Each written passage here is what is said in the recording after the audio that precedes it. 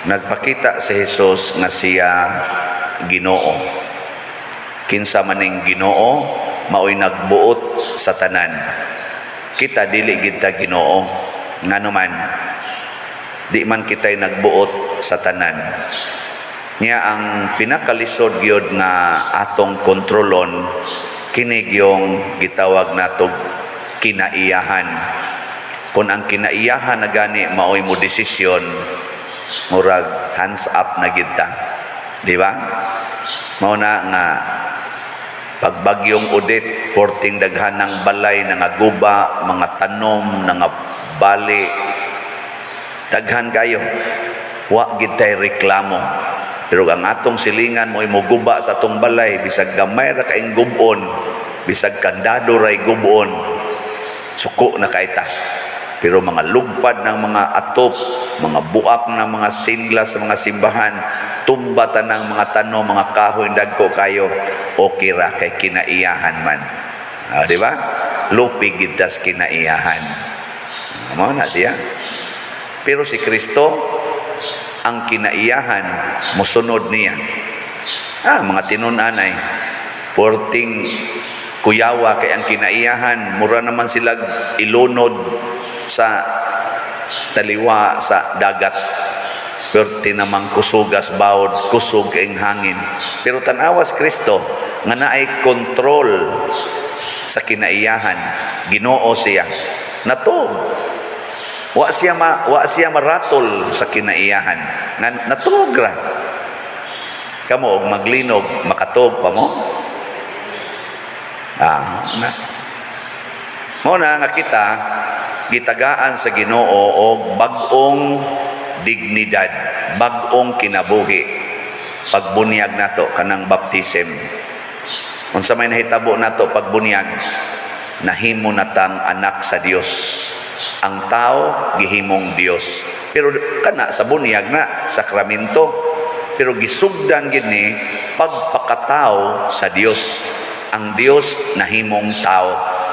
Nya pagkahimo niyang tao, ang tao nahimo ng Dios. Nag-uba na ba? Mo na ingos Kristo, kuyog man ta. Nganong nahadlok man mo? Hay naman ang inyong pagtuo. Ni amang kukuyog man ko ninyo. Usahay ra ba ingon ana ta? No. Karon kuyog ninyong Ginoo dili. Kinsay mo ingon kuyog na kong Ginoo, taas ang kamot. Kag di ka mo pataas sa imong kamot, imong kuyog yawa. Bitaw mo. Maingon man ang yawa nga ay pataas. Kay kitay kuyog. Nabantay mo diha, mo pataas. Unya kay kuyog man imong Ginoo, mahadlok kag wa kay bugas. Hadlok ka dili. Ay kahadlok. Mahadlok ka nga masakit og COVID. Ay kahadlok. Mahadlok ka nga budhian sa imong bana. Mahadlok kang budhian sa imong asawa. Tubag. Nganong mahadlok man kang imong asawa mo kuyog naglaing laki, total ang imong kuyog Ginoo man? Hay man day labaw, asawa o Ginoo? Ha? O ako pilion ako asawa, Ginoo. Manya ang pare kun way kolekta mahadlok day. Dili kay ang kuyog nako Ginoo man. Pero balaka ko gamay ra taghalin gahapon sa salat. Itiwan ray atong halin. Pero pakpak yapon. So kaning itiwan kaslats gipalit ni pipila ka tawo pasabot ang kuyog nila Ginoo. Katong wa mamalit kinsa may kuyog ato. Ginoo gyapon. Wa pa lang sila sugua na palit. Basin pa dai karon sila suguon. Di ba? Mao na ako maingon ra man jud ko sa Ginoo, Lord, gamay ra ni sus 9,575 pa. Naapa may mga 2,500 kuwang para mahimong 12,000. Inora na kong Ginoo nga ikaw ra masagoy mo honghong ana nila o gusto gini mong ipatukod ning kumbinto karong sunod buwan sugod. Di matukod yun pero dili gani ka. Nga nung mamugos mo sa kung say sakit sa tiyanan kung nakita may gakuyog din ra, relax. Yung sa Ginoo, ilan nagtukuray kay mamatay na magkakaroon sunod semana nako okay sa gayo. Hapit na gud ilubong si Father Aw. Nasa na mo sunod. Nya okay ra ninyo. Mamatay ning gawali. Okay ra? Hay man day importante kaning gawali o ang Ginoo. Kana Ginoo kuyog ninyo dinhi. Mamugos gimuani kabatig na akong aning gawali. Ginoo, gwapo kayo. Wa man ni gahom ang nagwali. Di man gani kapahurot sa slat. Ang gamhanan yun, ang Ginoo. Mao na usahay malimot ani. Maong reality. Mao na sa atong unang pagbasa, gibutang Diyos Ginoo. Ako'y gakuyog ninyo. Ako'y galuwas ninyo. Ako'y gasigig hatag ninyo sa tanang butang. Nganong sige mamugpakasala. Mura magwa ta magkuyog. Ako ra ba matudpas Ginoo? Ug unsay akong isulti? Mahitabo ra ba gyud? Tingon siya. Siya kana bitang leon, inigsyagit ana. Kulbaan mang mga tao kay manukob naman na. Di ba? Naay mga course of nature na maka-conclude dayon ta. Insya kun ka maomong mo conclude aning mga panghitabo sa kalibutan, you should conclude unsay mahitabo kung supako nimo ang akong pulong. O kasagaran nato kusog kay musupak kay mura manggog malimot ang kuyog natong Ginoo. Ako masinupakon sa ko pero ini-realize ako ayay kasupak na sa ko Lord ang Ginoo bitaw kitaan bitaw tika ko abi manggod na ko guwa ka maro kay kastanan mo na ina atong style ana bang hide and seek ba if the mouse is away ana bali if the cat is away the mouse will play ana kung ang iring kuno wa diha ang ilaga magduwa-duwa. Pero kanus manawa ang Ginoo sa atong kinabuhi. Wa gyud.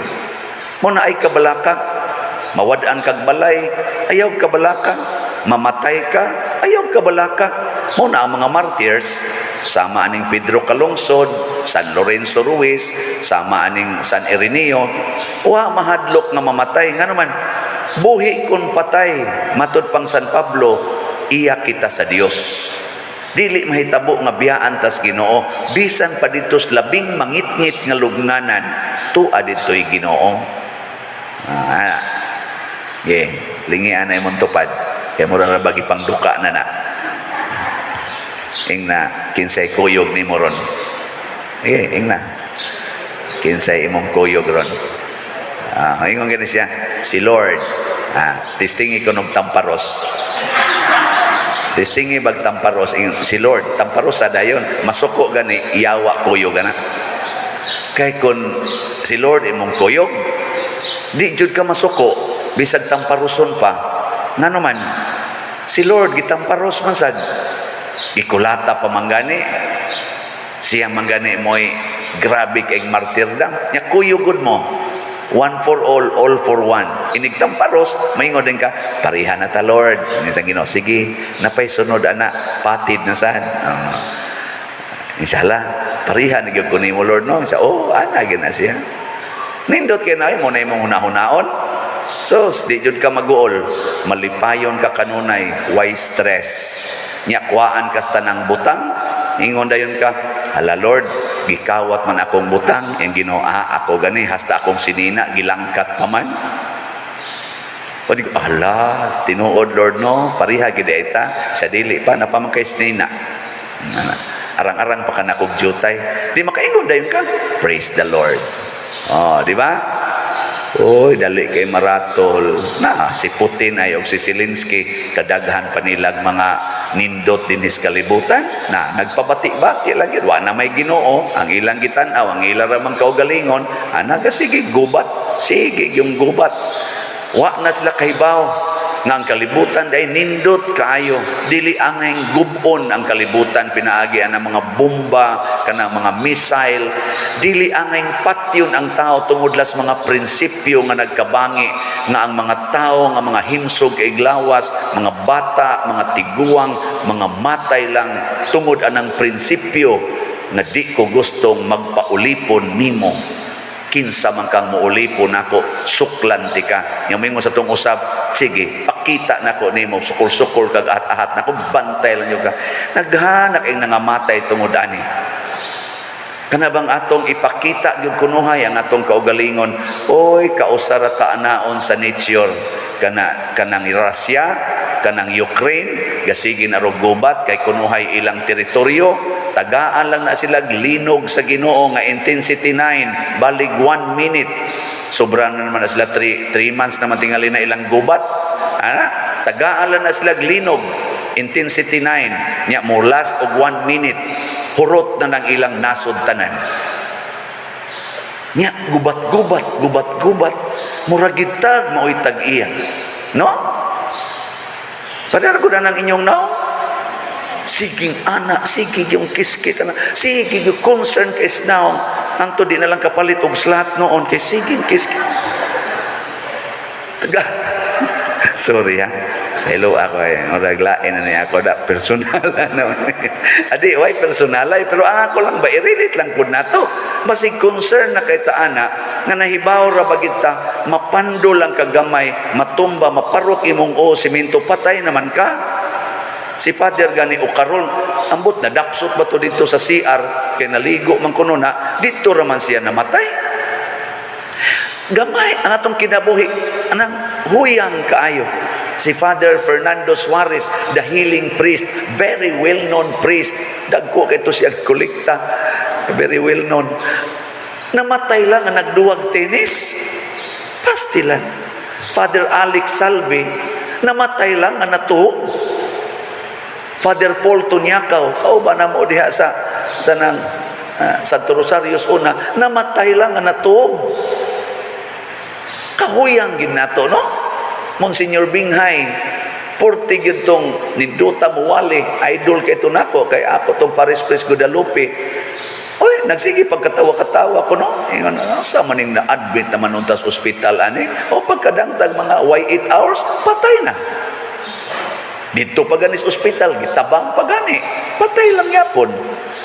Awa na ko ano, dili na takapangingon og lain pa. Purting buotana, purti ka generous, purti pa kaaktibo ni anhing Bishop Chupilo Kamomot na karon Venerable Chupilo Kamomot na nabangga lang ang gisakyan, patay.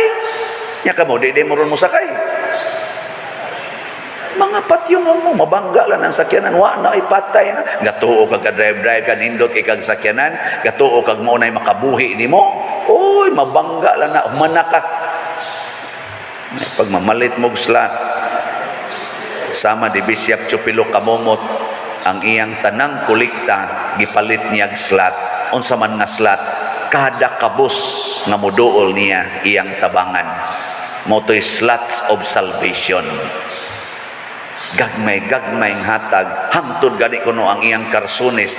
Monsignor Binghay masadto mo nagsulti na mo ani gamay bago pa ko simbahan, galakaw kuno taon si Bishop Chupilo Kamomot, nakakitag manananggot nga busluton kay purol sa manoy wa jud kay nailis anang imong purol sa sus padre unsa iilis nga hasta ganing akong halin sa suka perti manggamaya insya pastang paitak hikap si Padre Kamomot man sa to hikap siyang bulsa wa na maginahibiling kwarta kay iya namang nahatag-hatag ngadtos mga kabos katapusang slat nga iyang mapalit ang iyang karsunis iyang gihubo niya gihatag niya sa manananggot kuan-kuana lang na noy puparihar man sa tag size ana aron di na taon kay na mobati imong purol iyang karsunis gihatag ko di ko mohatag sa kong karsunis sobra naman sad na pero grabe kay mo palit og slat si Bishop Chupilo Kamomot karon wa na dako na kay siya reward venerable na hapit na hapit na santo sus kamo gusto mo maingon ana palit yun Dahil sa magduko-duko yung palit yun. Sige, pamugo sa nang iyang slatoy. Wala mo diya. Sige na, manindog na ta. Pag-ampo sa katawhan. Mga igsoon sa dakong pagsalig o pagtuo, pangayoon nato karon ngadto sa atong langitnong amahan ang mga grasya nga atong gikinahanglan sa lawas ug sa kalag. Muingon kita, Ginoo patalinghugi ang among mga pag-ampo. Ginoo, patalinghugi ang among mga pag-ampo. Alang sa mga nag-alagad sa simbahan, nga dili sila mawad-an og pagtuo, taliwala sa mga kalisod ug pagsulay, hinunua, mulig-on ug mulipang ang ilang pagtuo, mga muyo kita sa Ginoo. Ginoo, patalinghugi ang among mga pag-ampo. Alang sa mga nagdumala sa mga nasod, nga dili sila madani sa mga kalibutanong butang, hinuon magbaton sila uhugot nga pagtuo diha ni Kristo, mga muyo kita sa Ginoo. Ginoo, patalinghugi ang among mga pag-ampo. Alang sa mga walay pagtuo, nga ang grasya sa Dios mudanag sa ilang mga kasing-kasing, mga muyo kita sa Ginoo. Ginoo, patalinghugi ang among mga pag-ampo. Alang sa mga kabus nga nawad-an na sa paglaom, nga makita nila si Kristo diha sa ilang kalisod, mga muyo kita sa Ginoo. Ginoo, patalinghugi ang among mga pag-ampo. Nga imo untang isipon nga takos ug mapuslanon alang kanamo nga si Teofilo kamumot sulugoon sa Dios, mabayaw ngadto sa altar sa mga santos, mga muyo kita sa Ginoo. Ginoo, patalinghugi ang among mga pag-ampo. Alang sa mga proyekto dinhi sa atong simbahan nga pinaagi sa pangama ug pagiya ni San Vicente Ferrer, magmalampuson ug mga manunta sumala sa atong mga giplano ug gipangandoy, mga muyo kita sa Ginoo. Ginoo, patalinghugi ang among mga pag-ampo. Alang sa tanang mga benefactors ug donors sa atong simbahan, nga mihatag og pinansyal ug lain-laing hinabang ug alang sa mga nagtrabaho dinhi sa atong mga proyekto, nga hatagan unta sila sa Ginoo ug daghan pang mga grasya sa ilang kinabuhi, malikay sila sa mga kadautan ug mulampos unta ang tanan nilang mga paningkamot, mga muyo kita sa Ginoo. Ginoo, patalinghugi ang among mga pag-ampo. Alang sa mga matuhuon nga mihalina, nga maangko na nila ang ilang ganti sa kinabuhing dayon, mga muyo kita sa Ginoo. Ginoo, patalinghugi ang among mga pag-ampo. Dios nga amahan, imong gipadala ang imong anak aron pagluwas kanamo. Busa ihatag ang among gipangamuyo nganha kanimo diha sa gugma ug pagtuo pinaagi sa maong Kristo nga among Ginoo. Amen. Amen.